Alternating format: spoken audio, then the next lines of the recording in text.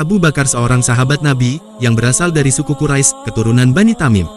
Ada beberapa ragam pendapat tentang nama aslinya. Sebagian mengatakan bahwa nama aslinya adalah Abdul Ka'bah. Ketika masuk Islam, Rasulullah mengganti namanya menjadi Abdullah. Bapaknya adalah Abu Quhafah, Utsman ibnu Amir, sementara ibunya bernama Ummul Khair Salma binti Sakar. Abu Bakar adalah sahabat yang menemani Rasulullah dalam perjalanan hijrah menuju Yasrib. Dialah yang dimaksudkan dalam Al-Quran sebagai orang yang menemani Rasulullah di dalam gua. Dialah khalifah yang pertama setelah Rasulullah wafat. Allah membebaskannya dari api neraka, sebagaimana yang dijanjikan oleh Rasulullah dalam sabdanya tentang beberapa sahabat yang dijamin masuk surga. Abu Bakar menjadi sahabat dekat Rasulullah sejak anak-anak, yang menjadi teman bermain Rasulullah, sekaligus temannya berbagi perasaan dan pemikiran. Sejak masa jahiliyah, ia dikenal sebagai orang yang tidak suka perselisihan, kemungkaran, dan tidak mau menyembah berhala. Hubungan Abu Bakar dengan Rasulullah semakin erat ketika beliau diangkat sebagai nabi dan mendapat wahyu dari Allah.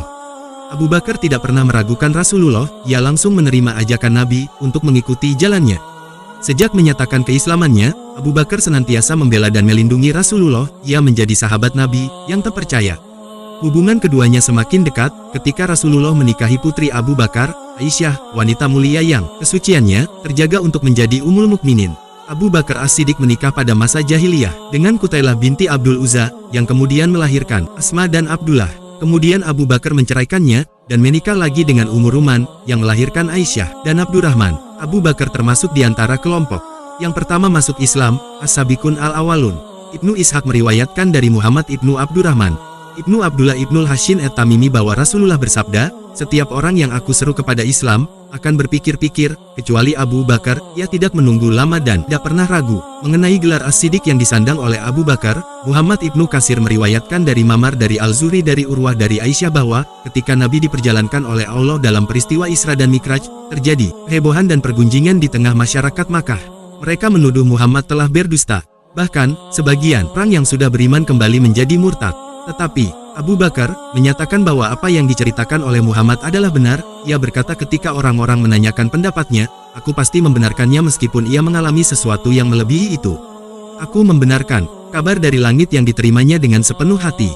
Maka, sejak saat itu Abu Bakar digelari As-Siddiq, atau orang yang membenarkan. Abu Bakar termasuk di antara 10 orang sahabat yang mendapat kabar gembira sebagai ahli surga. Ia berhasil mengajak 5 pembesar Quraisy untuk memeluk Islam. Ia sendiri termasuk pemuka Quraisy yang terhormat. Ucapannya didengar dan diperhatikan orang-orang. Jika ia mengabarkan sesuatu, orang Quraisy akan membenarkannya. Selain itu ia pun dikenal sebagai orang yang memiliki wawasan dan pengetahuan yang luas, terutama ilmu mengenai silsilah. Ketika Rasulullah memerintahkan para penyair Quraisy untuk menyambungkan silsilah suku Quraisy, Hasan, salah seorang penyair, berkata, "Aku akan mencoba menyusunnya, tetapi hasilnya pasti acak-acakan." Rasulullah berujar, "Kalau begitu jangan, karena Abu Bakar tahu betul nasab suku Quraisy. Karena aku juga bagian dari mereka, dan aku ingin mengetahui nasabku." Ketika Rasulullah mengizinkan kepada para sahabat untuk berhijrah, Abu Bakar datang meminta izin, tetapi Rasulullah menjawab, "Jangan, semoga Allah memberimu seorang teman." Saat waktu hijrah tiba, Rasulullah mendatangi Abu Bakar yang sedang tidur. Beliau membangunkannya dan berkata, "Kau telah diizinkan untuk hijrah." Aisyah menuturkan, ketika mendengar kabar itu, raut muka Abu Bakar berbinar-binar bahagia. Ia benar-benar mendapatkan teman yang mulia dalam perjalanan hijrahnya. Kemudian keduanya berangkat, meninggalkan Makkah hingga tiba di sebuah gua. Anas meriwayatkan bahwa saat itu Abu Bakar berkata kepada Nabi, "Kita sekarang ada di gua." Sekali lagi ia berkata, "Kita ada di gua. Andai saja seseorang dari mereka melihat ujung kaki kita, pasti kita ketahuan." Nabi bersabda, "Abu Bakar, jangan sangka kita hanya berdua, karena yang ketiga adalah Allah. Siapakah yang dapat menandingi peran Abu Bakar di sisi Rasulullah? Sungguh tak ada bandingan baginya."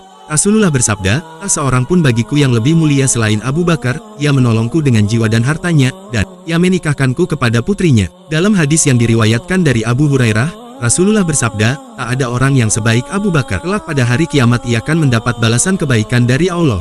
Tak ada harta yang lebih bermanfaat bagiku kecuali harta Abu Bakar. Seandainya aku harus memilih seseorang sebagai sahabat karib, aku akan memilih Abu Bakar. Bahkan ia adalah saudara dan sahabatku." Para sejarawan bersepakat bahwa Abu Bakar As-Siddiq tidak pernah bersengketa dengan Rasulullah dalam semua Urusan, ketika meletus perang Badar, Abu Bakar selalu mendampingi Rasulullah dan melindungi beliau dari serangan musuh. Ibnu Ishaq meriwayatkan bahwa ketika kaum muslim terdesak dalam peperangan itu, Rasulullah bermunajat memohon pertolongan kepada Allah, "Ya Allah, aku menghendaki janjimu, ya Allah, jika engkau berkehendak lain, maka setelah hari ini engkau tidak lagi disembah." Abu Bakar memegang tangan beliau dan berkata, "Cukup, wahai Rasulullah, engkau mendesak Tuhanmu. Sungguh Allah akan memenuhi apa yang dia janjikan." Diriwayatkan dari Abu Sholih Al-Hanafi dari Ali ibnu Abu Talib, bahwa Rasulullah berkata kepadanya, juga kepada Abu Bakar As-Siddiq pada saat perang Badar, "Bersama salah seorang di antara kalian berdua adalah Malaikat Jibril, dan bersama orang yang lainnya adalah Mikail dan Israfil."